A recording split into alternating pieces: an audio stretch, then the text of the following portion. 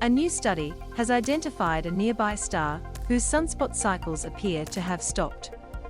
Studying this star might help explain the period from the mid-1600s to the early 1700s when our sun paused its sunspot cycles. This image depicts a typical 11-year cycle on the sun, with the fewest sunspots appearing at its minimum and the most appearing at its maximum. NASA. The number of sunspots on our sun typically ebbs and flows in a predictable 11-year cycle, but one unusual 70-year period when sunspots were incredibly rare has mystified scientists for 300 years. Now, a nearby sun-like star seems to have paused its own cycles and entered a similar period of rare star spots, according to a team of researchers at Penn State. Continuing to observe this star could help explain what happened to our own sun during this Maund Minimum, as well as lend insight into the sun's stellar magnetic activity, which can interfere with satellites and global communications and possibly even affect climate on Earth. The star, and a catalogue of 5 decades of star spot activity of 58 other sun-like stars, is described in a new paper that appears online in the Astronomical Journal. Star spots appear as a dark spot on a star's surface due to temporary lower temperatures in the area resulting from the star's dynamo, the process that creates its magnetic field. Astronomers have been documenting changes in star spot frequency on our sun since they were first observed by Galileo and other astronomers in the 1600s. So there is a good record of its 11-year cycle. The exception is the Maund Minimum, which lasted from the mid-1600s to early 1700s and has perplexed astronomers ever since. We don't really know what caused the Maund Minimum, and we have been looking to other sun-like stars to see if they can offer some insight, said Anna Baum, an undergraduate at Penn State at the time of the research and first author of the paper. We have identified a star that we believe has entered a state similar to the Maund Minimum. It will be really exciting to continue to observe this star during, and hopefully, as it comes out of, this minimum, which could be extremely informative about the sun's activity 300 years ago. The research team pulled data from multiple sources to stitch together 50 to 60 years of star spot data for 59 stars.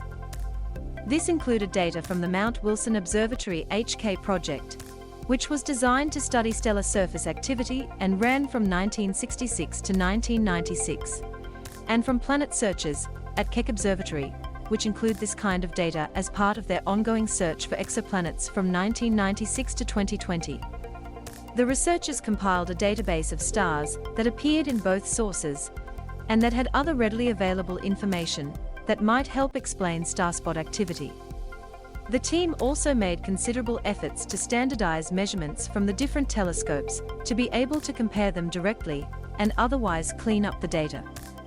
The team identified or confirmed that 29 of these stars have star spot cycles by observing at least 2 full periods of cycles, which often last more than a decade.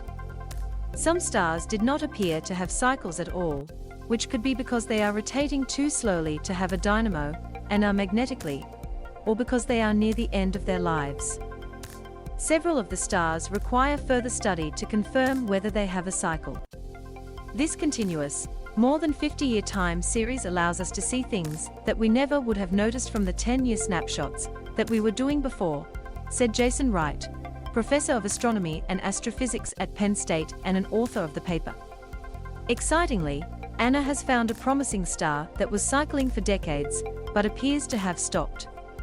According to the researchers, the star, called HD 166620, was estimated to have a cycle of about 17 years, but has now entered a period of low activity and has shown no signs of star spots since 2003.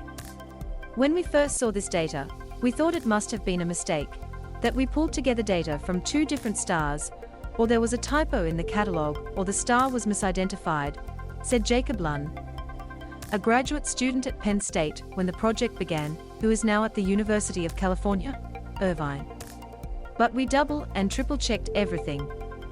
The times of observation were consistent with the coordinates we expected the star to have. And there aren't that many bright stars in the sky that Mount Wilson observed. No matter how many times we checked, we always come to the conclusion that this star has simply stopped cycling.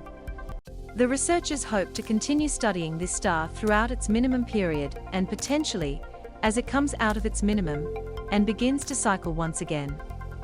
This continued observation could provide important information about how the Sun and stars like it generate their magnetic dynamos. There's a big debate about what the Maund Minimum was, said Baum, who is now a doctoral student at Lehigh University studying stellar astronomy and astroseismology. Did the Sun's magnetic field basically turn off? Did it lose its dynamo? Or was it still cycling, but at a very low level that didn't produce many sunspots? We can't go back in time to take measurements of what it was like, but if we can characterize the magnetic structure and magnetic field strength of this star, we might start to get some answers. A better understanding of the surface activity and magnetic field of the Sun could have several important implications. For example, strong stellar activity can disable satellites and global communications, and one particularly strong solar storm disabled a power grid in Quebec in 1989. It has also been suggested that sunspot cycles may have a connection to climate on Earth. Additionally, the researchers said that information from this star could impact our search for planets beyond our solar system. Star spots and other forms of surface magnetic activity of stars interfere with our ability to detect the planets around them, said Howard Isaacson, a research scientist at the University of California, Berkeley, and an author of the paper. Improving our understanding of a star's magnetic activity might help us improve our detection efforts. The curated database of the 59 stars and their star spot activity from this research has been made available for researchers to further investigate. This research is a great example of cross-generational astronomy and how we continue to improve our understanding of the universe by building upon the many observations and dedicated research of astronomers that came before us, said Wright.